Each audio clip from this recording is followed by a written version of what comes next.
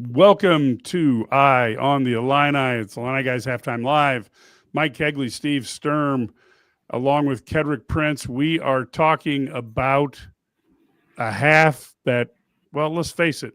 Right now, we're all like, kind of a boring half. Illinois is only up 14-6.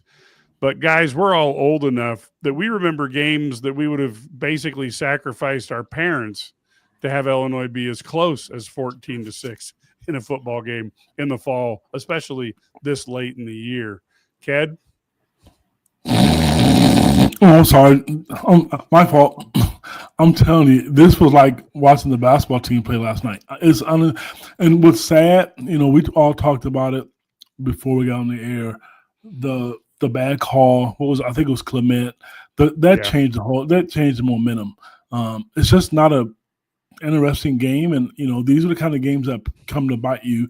In basketball, you could kind of turn on. In football, it's not that easy. You let a team hang around, they have nothing to lose. You think they're going to punt, they fake it. You better get a cushion lead and then put them in passing situations, because this is just uninspired. I mean, like, and it wasn't for Luke Altmaier running with his legs, I don't know if they'd be up at halftime 14-6 right now at all. It's just, drop balls here, overthrowing pass here. And I'm going to tell you what's disappointing to me just a little bit. I don't know if you guys agree with me. I know Maryland does not have a good rush defense, and I understand why they want to run the football, but for some reason the holes aren't there again, because they're trying to run the ball, and it's just not there. So I don't know what the game plan should be moving forward in the second half, but that's not working. Steve, your thoughts? So, first of all, I think Illinois was just a little bit overconfident. We were talking maybe about how Illinois fans have become a little bit overconfident at times too. I think the players were a little bit overconfident too. This probably felt like it was going to be an easy 15, 20-point win for them, and Maryland came in, really, really motivated, played hard. Schematically, I was going to say, actually, to Ked's point, when we spread the ball out, spread the formation out on offense. That's when we need to run up the middle. And I was kind of yelling for that to happen as soon as I saw that. We were trying to run the ball up the middle using typical power formation, and that didn't work. So then we spread the ball out to try to throw it wide. And after we spread the ball out to try to throw it wide, that's when you want to run it up the middle, and it worked great.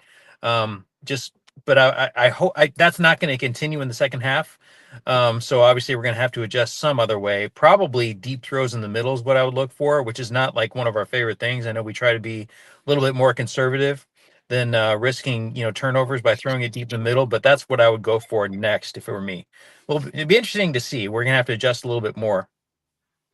Sturdy, what were your thoughts about that very, very exciting, pulse-pounding first half? Hey, the good thing is they've got the ball to start the second half, so they can kind of open this up pretty easily if they get if they score here. And I did not like the way a couple of things. For one, on that last drive, not taking down 2-minute warning on that third down didn't make any sense to me. Running that play right before 2 minutes was really odd. But overall, they just didn't execute. I thought the offensive line was pretty bad. I mean, they weren't getting any push. And Maryland has some talent on the defensive side of the ball. They're young, but they didn't do it. And Steve and Ked both mentioned that they just weren't ready to play. And it was players, it was coaches. I didn't feel like they were well prepped for this one at all. I mean, like, they didn't do anything. These guys will, misdirections, over pursuits. They'll do all those things, but they have to take advantage of it. And I didn't think they did. And so, yeah, I think as Steve mentioned, I think that you saw a couple of plays, like the play to Clement was down the seam for 25 yards. I actually thought the seam could have been open on the last play, but they had two guys running essentially in the same exact spot. Yep. Which was really bizarre. And neither guy looked for the ball on that last interception Altmaier threw. It was like both guys just running. They're just running to take up space or something. I don't know. It was odd. Yeah, but you throw a pump fake in there, and I think Dix is going. He's still running. He's got a touchdown. Yeah. So I don't know. There's some things they can do. You see some openings, but they just aren't taking advantage of anything they get. Yeah, let's go real quick. Just some stats for people who may not be close by, but Illinois outgained them decisively, 173 to 172. Passing yards, 140 for Maryland, 100 for Illinois. Rushing yards, 73 for Illinois, 32 for Maryland. Penalties are close to even. First downs, 11 for Maryland, 10 for Illinois. Third down conversions, Maryland was 1 for 7. Illinois was 5 for 9. That was nice to see the defense doing a little bit on third down, although the first drive, I don't know if it got to third down. They seem to be going so well.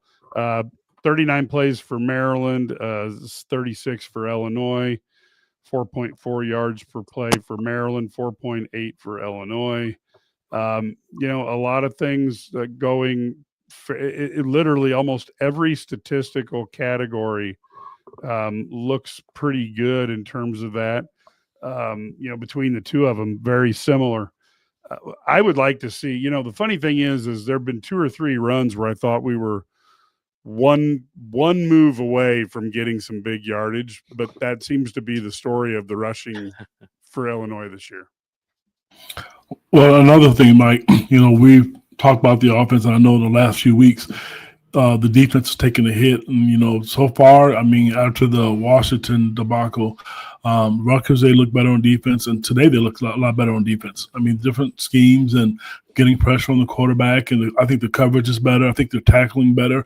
Just need to put it all together. It'd be nice just to put together good special teams, good offense, good defense, and, maybe to come together in the second half. But it's just real nice to see the defense step up. And I'm also really glad to see that they're at least trying to run the football, and especially Caden Fagan is, he's kind of been I don't want to say an afterthought this year, because I know they have something in Valentine, but I want to see him run the ball a little bit more. Especially if, like if Steve mentioned they're going to run up the middle, he's strong enough to make them miss a couple tackles. And Brad, you're right. I think they're athletic enough. They're more athletic than what Illinois than what people give them credit for.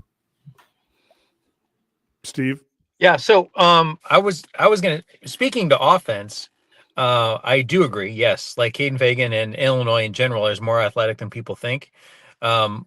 I think that we kind of try to be super conservative on offense still. We're trying to just not turn the ball over, which, if you've watched Illinois long enough, that Brett Bielema, that's his mantra. He probably says it before he says his prayers every single night, and, says it the first thing when he wakes up in the morning too. Defensively, I wanted to comment. I think we're doing about as well as you can. Maryland's underrated on offense.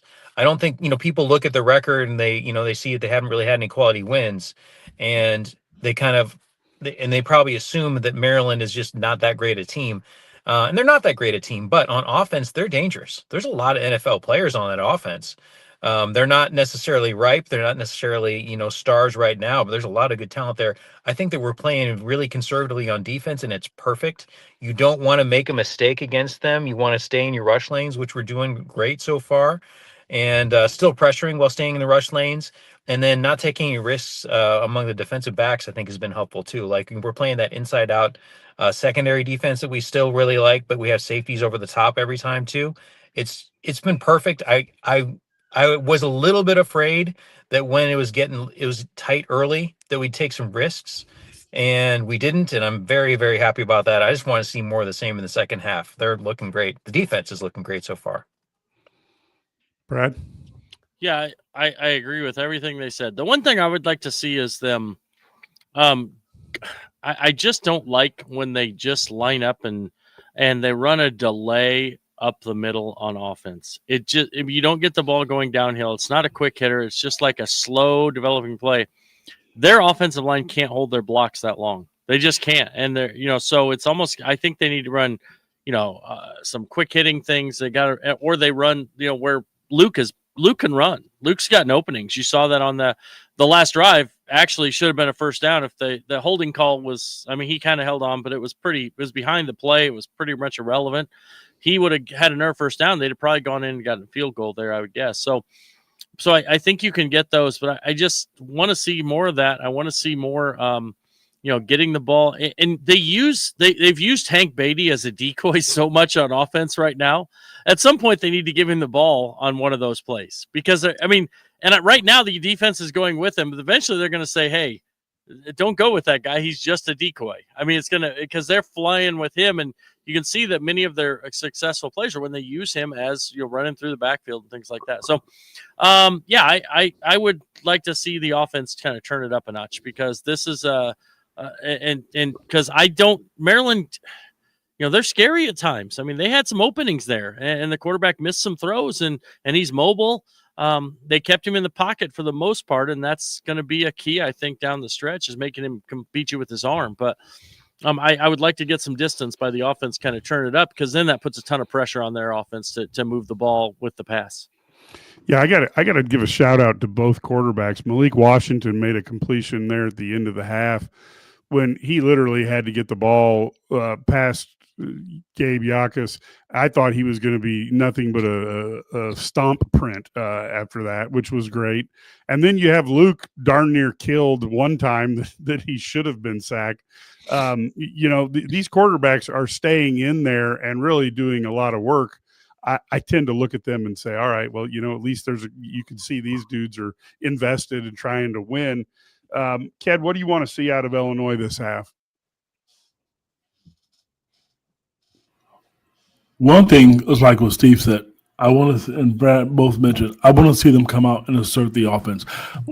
We all know Illinois has a good offense, and I don't know if they're being conservative or not with their play calling. I want to see them. I really want to see them score the first possession, and I don't want to see a field goal. You need good teams or great teams need to go out and force their will on opponents. You don't let a team like Maryland hang around. I mean, as much as I hate to say this, sports isn't like it used to be in the 80s. Style points matters. I mean, and you're sitting out here, a team that's lost 5 in a row, and you're letting them hang around, and there's no excitement in the stadium, and, it's so quiet you can hear conversations from the fans, So they need to get some excitement back and move the ball. And it's all great that Luke Altmaier runs. I think that's good, but also I don't want to see him get hurt, And Brad mentioned this, and I think this is key. I think one of the reasons they struggled at Washington, because all the teams knew Hank was getting the ball. Now they're using him as a decoy, and that's great. But he is your best offensive threat. Throw the ball to him and let him make some plays. Steve, anything that you're looking for in the second half? Sure. So I agree with Ked. I think that getting a couple big splash plays would really make a difference. It would probably energize the team as well as energizing the crowd. I want to say one other thing. I don't want to disagree with Brad, but I want to point out that you can't just push the quarterback run button again and again with Luke Altmaier. He's pretty fragile, or at least he's been fragile, especially early in his career.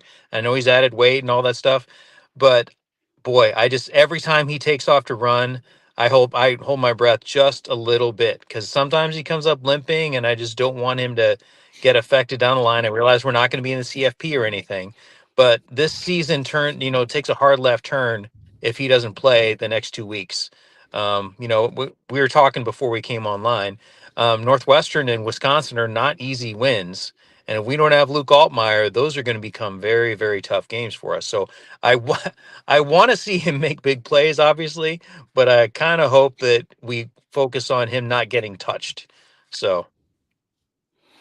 Yeah, I don't disagree with you there, but the one thing I'll say is that there are most of those he's not getting touched when he runs. He can get 7 yards and then take a slide. Now sometimes he doesn't do that. I think that's the issue. But no, I really feel like I looked at the defense. There were a lot of, and offensively, there are some fundamental things I want to see him on the offensive line do a bit better, and then also defensive backs. How about Tanner Heckel? That one ball literally almost hit him in the head, but because he spun around, I mean, if he stays where he's supposed to be, that's a pick six. He catches that ball and runs for a touchdown. There's nobody in front of him.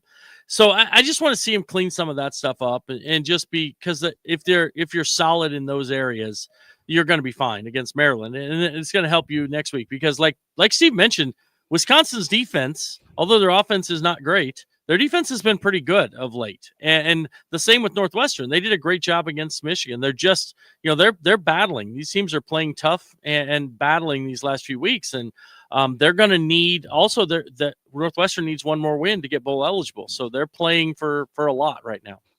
Yeah. Let's hope they accomplish that goal before running into Illinois for the last game of the year. because I've seen too many years that there was nothing for Northwestern to play for, that they've made it hard on the Illini. Just looking at what a couple questions I had, have we heard anything on Lowry? Is he, as to why he's not out there from your guys' sources?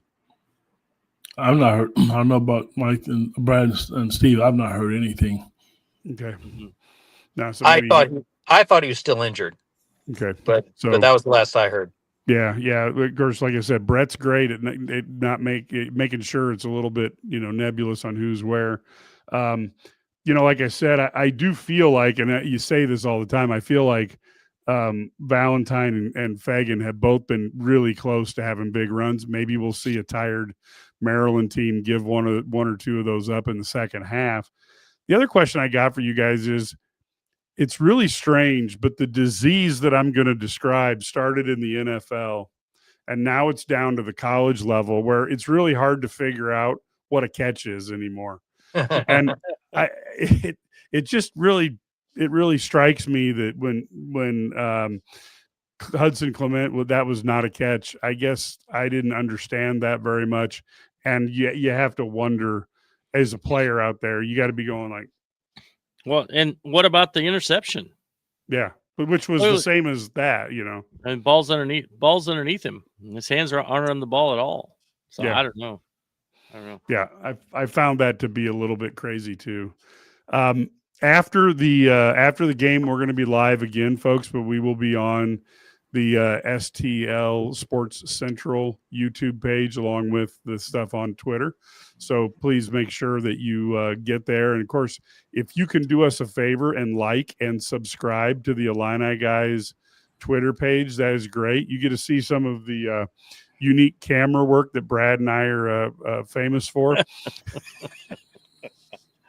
We're gonna have to have somebody paint some sort of like Mona Lisa like picture of you, Brad, that we can use in the dark of the night as you're driving home. Drive home after games.